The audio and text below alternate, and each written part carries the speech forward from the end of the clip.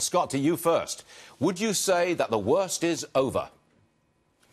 For the next few days, probably, Stuart. But unfortunately, there's still a lot of things, I believe, unwinding under the surface. You know, we've talked a lot about these volatility ETFs that are out there. We talked about some of the mutual funds these last few days that have actually gotten, I'd say, a little bit extended in their positioning, and therefore actually got exposed to some of this volatility crash or this volatility melt up that we've seen. So, yes, for the next few days, I think the market's going to calm down, but I still feel like there's a tremor or two out there just because of this trade unwind that needs to happen. Okay, hold on a second, Scott. Brian Brenberg, you told me earlier that you expect this market to break out and establish new highs later this year. Say it again. It's a choppy ride up, but the underlying economy is so strong, Stuart. So it's going to be wild, but I think we're going to continue to move up. Look, unless the Fed blows it. If the Fed blows it, and I know that's a buzzer word, but if the Fed blows it here, I think you see even more volatility like we've seen the last few days. So, Scott, you don't intend to buy anything given your outlook for maybe some unwinding of difficult positions. You're not buying anything at the moment?